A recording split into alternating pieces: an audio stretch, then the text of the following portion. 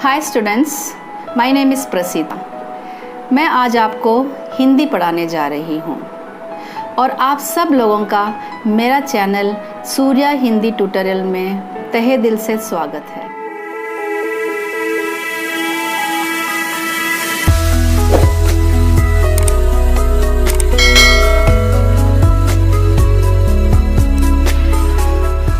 अच्छा बच्चों, आज मैं 9th स्टैंडर्ड के बच्चों को चैप्टर नंबर 3 पक्षी और दीमक पढ़ाने जा रही हूँ। लेकिन इस पार्ट को पढ़ने से पहले मैं आप सब लोगों से एक दो बातें शेयर करना चाहूँगी। जैसा कि मैं आपसे पूछना चाहूँगी कि आप कौन सी लैंग्वेज पढ़ने जा रहे हैं। Yes, obviously Hindi. जब हम हिंदी बोलते हैं या कोई भी लैंग्वेज, अभी हम पढ़ने जा रहे हैं हिंदी, तो उस लैंग्वेज को जब हम पढ़ते हैं या सीखते हैं या बोलते हैं तो ये बहुत ज़रूरी हो जाता है कि हम उसके प्रोनाउंसिएशन पर बहुत ज़्यादा ध्यान दें। और मेरा आप सबसे ये रिक्वेस्ट है कि सिर्फ हिंदी को समझना और उसे मलयालम में ट्रांसलेट करके समझकर एग्ज़ाम में लिखना ही काफ़ी नहीं होगा। अगर आपको लाइफ लॉन्ग इसी तरह से बहुत अच्छी तरह से हिंदी में बात करना है या आपको कोई गाना गाना है या किसी प्ले में एक्ट करना है या स्कूल की तरफ से कोई प्रोग्राम है उसे हिंदी में पार्टिसिपेट करना है, तो बहुत ज़रूरी है कि आपका प्रोनाउंसिएशन हिंदी में बहुत अच्छा हो। तो मेरा पूरा प्रयास रहेगा कि जब मैं आपको ये हिंदी आपको पाठ पढ़ाऊँ तो आपको सही प्रोनाउंसिएशन के साथ में आपको पाठ पढ़ाऊँ। इसके लिए बहुत कुछ कोशिश की ज़रूरत नहीं है। जैसा कि आप सब लोग व्यंजन से परिचित हैं, कॉन्सोनेंट्स, हम छोटी कक्षा में ही व्यंजन हम लोग पढ़ चुके हैं। तो उस जो भी कॉन्सोनेंट्स हमने पढ़ा है उसे सही रूप से उसको उच्चारित करना, उसको प्रोनाउंस करना, फिनिश। इतनी छोटी सी एक बात है, वो मैं जब आपको लेसन पढ़ाऊँगी तो मैं आपको बताऊँगी। അപ്പോൾ എല്ലാവർക്കും ഞാൻ പറഞ്ഞത് മനസ്സിലായി എന്ന് വിചാരിക്കുന്നു. ഇല്ലെങ്കിൽ ഞാൻ ഒന്നും കൂടി ട്രാൻസ്ലേറ്റ് ചെയ്യാം. ഞാൻ ഇത്രയും സമയം പറഞ്ഞത് എന്താണെന്ന് വെച്ചാൽ നമ്മളൊരു ലാംഗ്വേജ് പഠിക്കുന്ന സമയം അത് ശരിയായ അതിൻ്റെ പ്രൊനൗൺസിയേഷൻ വെച്ച് നമ്മൾ പഠിക്കണം. എന്തുകൊണ്ടാണെന്ന് വെച്ചാൽ നമ്മളിപ്പം പരീക്ഷയ്ക്ക് എഴുതാൻ വേണ്ടി മാത്രമല്ല പഠിക്കുന്നത്. നിങ്ങൾക്ക് മുന്നോട്ട് പോയി ഹിന്ദിയിൽ പാട്ട് പാടണമെങ്കിൽ, അല്ലെങ്കിൽ നാടകത്തിൽ അഭിനയിക്കണമെങ്കിൽ, അല്ലെങ്കിൽ സ്കൂളിൽ ഏതെങ്കിലും ഒരു പ്രോഗ്രാമിൽ പാർട്ടിസിപ്പേറ്റ് ചെയ്യണമെങ്കിൽ അതിൽ ഹിന്ദി നല്ല പ്രൊനൗൺസിയേഷനോടെ നിങ്ങൾ പഠിച്ചിട്ടുണ്ടെങ്കിൽ ലൈഫ് ലോങ് നിങ്ങൾക്കൊരു പ്രശ്നവും വരില്ല. അപ്പോൾ ഞാൻ ഇന്ന് എടുക്കാൻ പോകുന്ന പാഠത്തിൽ എപ്പോഴും നമ്മൾ ആ ലെസൺ വായിക്കുന്ന സമയം കോൺസണൻസ്, വ്യഞ്ജൻ, അതിനെ ഒന്ന് ശ്രദ്ധിച്ചാൽ മതി. അത് ഓരോരോ കോൺസണൻസും ഏത് വോയിസിലാണ് അത് വരുന്നതെന്ന് വെച്ചാൽ അതുപോലെ തന്നെ അത് പ്രൊനൗൺസ് ചെയ്യാൻ വേണ്ടി ശ്രമിക്കുക.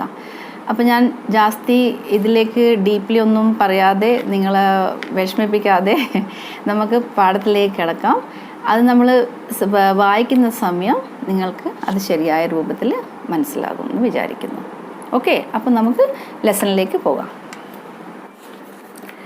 ഓക്കെ സ്റ്റുഡൻസ്, അപ്പോൾ ഞാൻ പറഞ്ഞത് മാതിരി ചാപ്റ്റർ 3 നമ്മളെ ലെസൻ്റെ പേരാണ് പക്ഷി ഓർ ദീമക്. ഇതൊരു ബ്യൂട്ടിഫുൾ കഥയാണ്, കഹാനിയാണ്.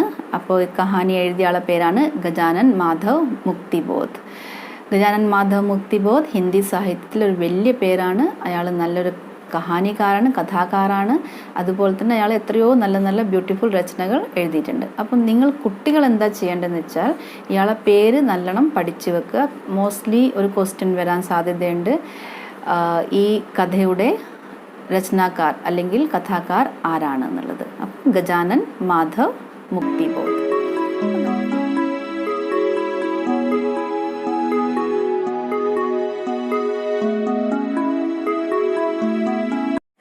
ഓക്കെ സ്റ്റുഡൻസ്, അപ്പോൾ ഇന്ന് നമ്മൾ എടുക്കാൻ പോകുന്ന ലെസൻ്റെ ഹെഡിങ് ആണ് പക്ഷി ഓർ ദീമക്. പക്ഷി എന്ന് പറഞ്ഞാൽ എല്ലാ കുട്ടികൾക്കും അറിയാം, ബേർഡ്. ഓർ മീൻസ് ആൻഡ് ദീമക്. ദീമക് എന്ന് പറഞ്ഞാൽ എന്താണ് അർത്ഥം? ചിതൽ. ചിതലിനെ നമ്മൾ ഇംഗ്ലീഷിൽ പറയും ടെർമൈറ്റ്. അപ്പോൾ പക്ഷി ഓർ ദീമക്, ബേർഡും അതിൻ്റെ കൂടെ എന്താണ് ചിതളും. അപ്പം നോക്കാം നമുക്ക് കഥ എന്താണെന്ന്. ഏക് था പക്ഷി, वह नीले आसमान में खूब ऊंचाई पर उड़ता जा रहा था. उसके साथ उसके पिता और मित्र भी थे. सब बहुत ऊंचाई पर उड़ने वाले पक्षी थे. उनकी निगाहें भी बड़ी तेज थी. उन्हें दूर दूर की भनक और दूर दूर की महक भी मिल जाती. അപ്പോൾ ഇതുപോലെ ശരിയായ പ്രൊനൗൺസിയേഷൻ വെച്ച് എപ്പോഴും വായിക്കാൻ വേണ്ടി ശ്രമിക്കണം. അപ്പോൾ ഞാൻ ഇതിൻ്റെ അർത്ഥം പറഞ്ഞു തരാം. ഏക് ഥാ പക്ഷി, ഒരു പക്ഷി ഉണ്ടായിരുന്നു. വേ നീലെ ആസ്മാൻ മേ, അവൻ നീലാകാശത്തിൽ, ഖൂബ് ഊഞ്ചായി പർ, വളരെ ഉയരെ, ഉഡ്താ ജാ രഹാ ഥാ, പറന്നു പോയിക്കൊണ്ടേ ഇരിക്കുകയായിരുന്നു. ഉസ്കെ സാത്ത്, അവൻ്റെ കൂടെ, ഉസ്കെ പിതാ, അവൻ്റെ അച്ഛനും, और मित्र भी थे, और मित्र भी थे. മിത്ര എന്ന് പറഞ്ഞാൽ എന്തർത്ഥം? ഫ്രണ്ട്സ്. അപ്പോൾ അവൻ്റെ അച്ഛനും അവൻ്റെ ഫ്രണ്ട്സും അവൻ്റെ കൂടെ പറന്നു പോയിക്കൊണ്ടേ ഇരിക്കുകയായിരുന്നു. സബ് ബഹുത് ഊഞ്ചായി പർ ഉഡ്നെ വാലെ പക്ഷി ഥേ, അവരൊക്കെ വളരെ ഉയരെ പറക്കുന്ന പക്ഷികളായിരുന്നു. ഉൻകി നിഗാഹേ ഭി ബഡി തേസ് ഥി. നിഗാഹ് എന്ന് പറഞ്ഞാൽ എന്തർത്ഥം? നിഗാഹേ മീൻസ് ദൃഷ്ടി, നോട്ടം.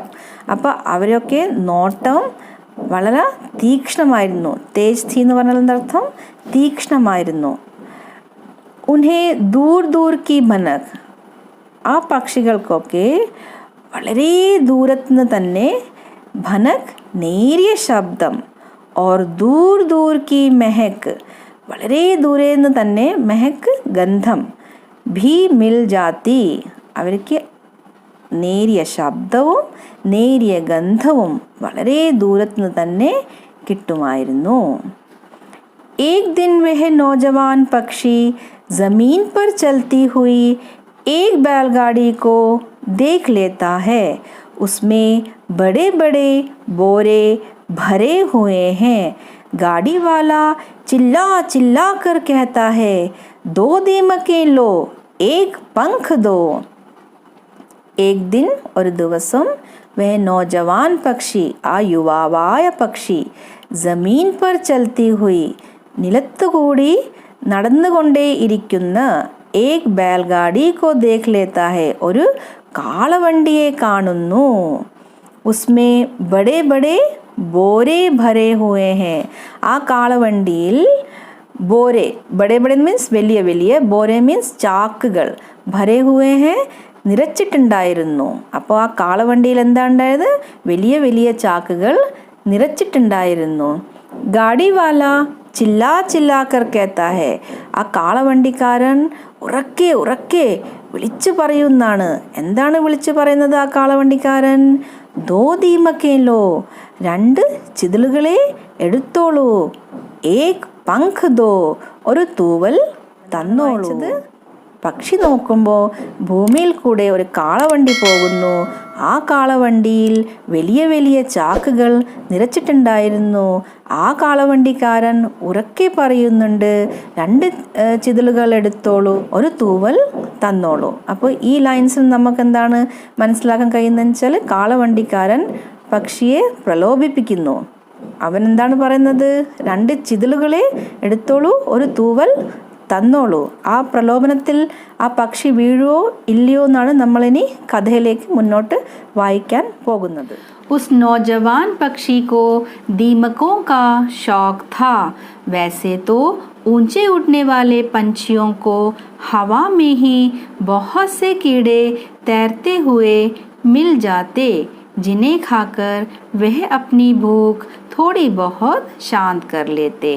അപ്പോൾ ഉസ് നൗജവാൻ പക്ഷിക്കോ, ആ യുവാവായ പക്ഷിക്ക്, ദീമക്കോ കാ ഷോക് ഥാ, ചിതലുകളെ വളരെ ഇഷ്ടമായിരുന്നു. വൈസേ തോ ഊഞ്ചെ ഉഡ്നെ വാലെ പഞ്ചിയോ കോ, സാധാരണയായി ഉയരെ പറക്കുന്ന പക്ഷികൾക്ക്, ഹവാ മേ ഹി, വായുവിൽ തന്നെ, ബഹുത് സേ കീടേ, ധാരാളം കീടങ്ങൾ, തേർത്തേ ഹുവേ മിൽ ജാത്തെ, നീന്തിക്കൊണ്ടിരിക്കുന്ന രീതിയിൽ കിട്ടുമായിരുന്നു. ജിൻഹെ ഖാക്കർ, അവയൊക്കെ തിന്നിട്ട്, വേ അപ്നി ഭൂഖ്, അവർ സ്വന്തം വിശപ്പ്, തോടി ബഹോ ശാന്ത് കർ ലേത്തെ, കുറച്ചൊക്കെ ശാന്തം ആക്കാറുണ്ടായിരുന്നു. लेकिन दीमकें सिर्फ ज़मीन पर मिलती थी. कभी कभी पेड़ों पर ज़मीन से तने पर चढ़कर ऊंची डाल तक वे अपना मटियाला लंबा घर बना लेती. लेकिन ऐसे कुछ ही पेड़ होते और वे सब एक जगह ना मिलते. लेकिन ദീമകെ എന്നാൽ ചിതലുകൾ സിർഫ് ജമീൻ पर കേവലം നിലത്ത് മാത്രം मिलती थी കിട്ടാറുള്ളൂ. കബി കബി പേടോം पर വല്ലപ്പോഴൊക്കെ മരത്തിന്റെ മുകളിൽ ജമീൻ സെ തനെ पर ചढ़कर നിലത്തു നിന്നു തടിയിലേക്ക് കയറിയിട്ടും ऊंची डाल तक കൊമ്പുകളിലേക്ക് വേ അപ്ന മട്ടിയാല ലംബ ഘർ ബനാ ലേത്തി. മട്ടിയാല മണ്ണ് കൊണ്ടുള്ള നീണ്ട വീട് ഉണ്ടാക്കുന്നു. ലേക്കിൻ ऐसे कुछ ही पेड़ होते പക്ഷേ അങ്ങനെയുള്ള മരങ്ങൾ ഏതാനും മാത്രമേ ഉണ്ടാവാറുള്ളൂ. और वे सब एक जगह ना मिलते ആ മരങ്ങളൊക്കെ ഒരു സ്ഥലത്തുമായി കാണാറുമില്ല. नौजवान पक्षी को लगा यह बहुत बड़ी सुविधा है कि एक आदमी दीमकों को बोरों में भरकर बेच रहा है. नौजवान पक्षी को लगा അപ്പോൾ ആ യുവാവായ പക്ഷിക്ക് തോന്നി यह बहुत बड़ी सुविधा है. സുവിധ എന്ന് പറഞ്ഞാൽ എന്നർത്ഥം സൗകര്യം. അപ്പോൾ ഇത് വളരെ വലിയൊരു സൗകര്യമാണ്. कि एक आदमी दीमकों को ഒരാള് ഈ ചിതലുകളെയൊക്കെ ബോറോ മേ ഭർക്കർ ബേച്ച് രഹാ ഹെ ചാക്കുകളിൽ നിറച്ചിട്ട് വിറ്റുകൊണ്ടിരിക്കുന്നു. അപ്പോൾ ഇത് വലിയ സൗകര്യമായിട്ട് ആ പക്ഷിക്ക് തോന്നി. അപ്പോൾ ഇന്നത്തെ ലെസൺ എല്ലാ കുട്ടികൾക്കും ഇഷ്ടമായെന്ന് ഞാൻ വിശ്വസിക്കുന്നു. ഞാൻ ഫസ്റ്റിൽ പറഞ്ഞത് മാതിരി എല്ലാ കുട്ടികളും കോൺസണൻസ് വെച്ച് വ്യഞ്ജനം വെച്ച് ശരിയായ രീതിയിൽ വായിക്കാൻ വേണ്ടി ശ്രമിക്കുക. അപ്പോൾ സെക്കൻഡ് പാർട്ടിൽ നമ്മൾക്ക് പെട്ടെന്ന് തന്നെ കാണാം. അതുവരേക്കും thank you so much for watching my video and please take care, stay home, stay safe.